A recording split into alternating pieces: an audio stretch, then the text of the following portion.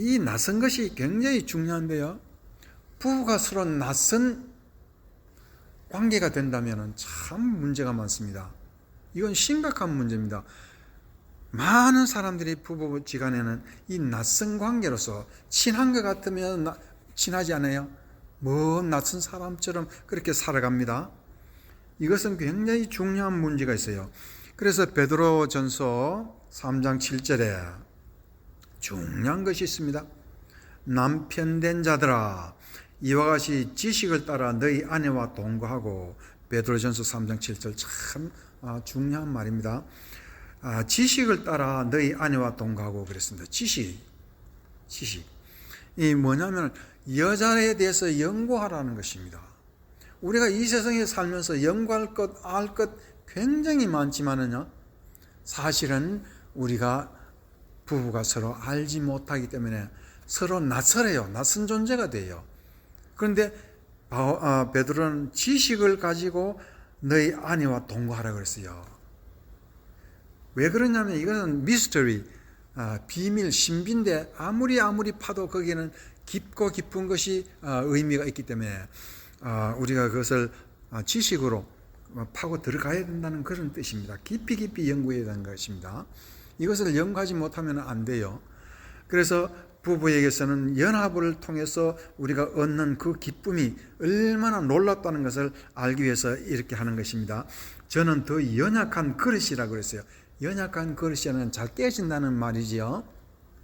잘 깨어지는 그릇이기 때문에 낯설어서 내가 쉽게 깨지지 마라. 마음 깨지 말고, 감정 깨지 말고, 모른다고 구박하지 말고, 이렇게 해서 우리가 이 연약한 그릇이기 때문에 지식을 따라서 연구하면은요, 이 약한 그릇 깨서는 안 된다 그랬습니다. 또 생명의 은혜를 유업으로 함께 받을 자로 알아. 귀히 여기라. 이 귀히 여긴다는 것은요, 이것이 내 몸이라는 것을 깨닫기까지는 아는 것이 아니라는 것입니다. 부부는 서로가 내 몸이라는 것을, 여러분이 아시는 것 같이 몸이라는 것은요, 굉장히 중요한 의미를 우리에게 주는 것이지요. 발이 한번 아파 보세요. 발이 깨져가 아프면 온 몸이 아픕니다. 이 발, 이게 아무 가치 없는 이 발, 이게 늘 땅이나 밟고, 우리 몸 중에 가장 천한 곳이지만은 이게 아프면 온 몸이 아파요. 온 몸이 아파요. 부분적인 것이 아픈 게 부분이 아니고 전체예요. 그와 똑같이 부부는 이와 같이 연합하기 위해서는 귀히 여길 줄 알아. 저 사람이 아픈 거는 내가 아픈 건데, 내가 아픈 것은 저 사람이 아픈 건데, 서로가 몸으로서 아픔을 알아 들어가야 됩니다. 왜? 그 이유는 뭐냐? 이는 너희 기도가 막히지 아니하게 함이라. 기도가 막힌다고 그랬어요. 우리가 알지 못하면, 깨닫지 못하면, 한 몸이라는 것을 알지 못하면. 그래서 이 믿음이라는 것은 세 가지 없어야 할 것이 있는데, 첫 번째 무엇이? 부끄러움이 수치가 스스로 간에 없어야 되고, 두 번째 이와 같이 낯선 것이 없어야 되는 것입니다. 낯선 것이 없어야 되는 거예요. 그 다음에 세 번째 없어야 되는 것은 이 부모를 떠나라는 말이 있지요. 이 창세기 2장 25절에 보면은, 그러므로 이 모세가 이 연합의 중요한 것 중에 하나가 남자가 부모를 떠나 그 아내와 합하여 둘이 한 몸이 될지라, 아주 중요한 말씀을 25절에 말하고 있어요. 이 말은 뭐냐면은 막히는 것을 다 제거하라는 것입니다. 부모의 간섭, 또한 이 가족에서도 부부에게 가장 중요한 것은 자식까지라도 자식의 정이 부부의 정보다 앞서거나 막혀서는 아니 된다는 것입니다. 이 막히는 것을 또 세 번째 없애야 된다. 첫 번째 없애야 하는 것은 뭐예요? 수치와 부끄러움을 없애야 되고, 둘째는 낯선 것이 없어요. 지식으로서 다 알고 있어야 된다는 것. 세 번째는 막히는 것이 없어야 된다는 거예요. 이 막히는 것이 뭐냐? 부모가 막을 수 있어요. 한국에서 결혼하는데 가장 먼저 결혼 반대하는 자는 누굽니까? 부모지요. 부모가 자식들의 가는 길을 막습니다. 부부지간에도 그런 것들을 막는 경우가 있어요. 부모가 막아요. 안 돼요. 자식이 막아요. 안 돼요. 부부지간에는요 하나님 외에는 막을 게 아무것도 없어야 돼요. 이것이 연합의 가장 중요한 믿음의 신비예요. 신비. 이런 막히는 게 없을 때 그때부터 부부지간엔 연합이라는 것이 가능하고 그 연합에서 나오는 것이 뭐예요? 기쁨이 솟아나는 거예요. 놀라운 기쁨이에요. 이것이 예수님과 우리 사이의 기쁨과 똑같아요. 그래서 이 막히는 것을 없앤다는 것을 잠언서에서는 참 중요한 말씀을, 막히는 것이 없어야 된다는 것을 잠언서 5장의 15절과 18절 잠언서 5장에서 잘 말하고 있습니다. 막히는 걸 없애라. 자, 5장 잠언서 5장 15절. 너는 네 우물에서 물을 마시며 네 샘에서 흐르는 물을 마시라. 어찌하여 네 샘을 집 밖으로 넘치게 하며 네 도랑물을 거리로 흘러가게 하겠냐. 이 왜 내 집의 물이, 내 혼자만 마셔야 될 물이 왜 다른 데로 흘러나갑니까? 집안이 낯설기 때문이에요. 내 것인데 내 것이 아니라 낯설어서 자꾸 도망가는 거예요. 이게 뭐가 문제예요? 막히는 게 있었기 때문이에요. 낯서는 것을 지식으로 해결하지 못하고 또 부끄러운 수치를 당하니까, 집안에서 수치를 당하니까 낯설어서 자꾸 도망가는, 흘러나가라고 버리는 거예요. 그래서 그러니까 이 부부지간에 흘러가는 이 도랑물과 같은, 샘물과 같은 기쁨의 물이 자꾸 밖으로 나간다, 그런 뜻입니다. 굉장히 중요한 말입니다. 그 물이 내게만 있게 하고 타인과 더불어 그것을 나누지 말라. 네 샘으로 복되게 하고 네가 젊어서 취한 아내를 즐거워하라, 기뻐하라. 이건 뭐냐? 바로 이 세 가지가 없어서 그래요. 세 가지가 없어질 것이 없어지지 않아서 그래요. 그래서 이것은 굉장히 중요한 것이지요. 그래서 여인들에게는, 약한 그릇에게는 부끄러움이나 수치를 절대로 주지 말고 늘 함께 있게 하라. 무슨 좋은 거 있으면 같이 나누고, 즐거운 게임이 있어도 같이 해야 되는 것. 게임 우리가 보통 일이 아닙니다만, 이 게임 내 혼자만 즐기면 되지. No.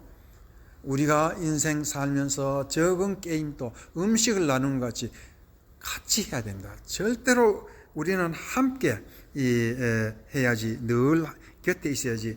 넘치면 안 됩니다. 내 샘으로 흐르는 물, 이것이 집안에서 낯설게 해서 어디로 흘러가지 않게 해서, 젊어서 취한 아내를 즐거워하라. 이 말은 이 몸, 내 몸이기 때문에 다른 데 가지 말고 내 몸에서 기쁨은 같이 기뻐하고 슬픔은 같이 슬퍼하고 하는 이 일이 가장 중요한, 하나님이 우리에게 가르치는 연합함으로써 반드시 이 땅에 죽기 전에는 그 연합의 기쁨이 무엇인지를 말씀에서 깨달아 알아라 하는 것입니다. 한국에서는 이 사수삼경, 그 사수삼경 중에 대학이라는 책에 보면은 수신제가 치국 평천하라는 말이 있습니다. 우리가 수신이라는 말은 자기의 마음을 잘 다스리고 가정을 잘 다스리라라는 그런 말인데, 이 마음을 다스리고 가정을 잘 다스리라는 말이 무슨 말이냐면 믿음입니다. 이 믿음 중에서 가장 중요한 것, 세 가지 없어야 할 것을 다스릴 줄 아는 사람이지요. 그것이 첫 번째, 수치와 부끄러움이 내 마음속에 사라져야 하는 것입니다.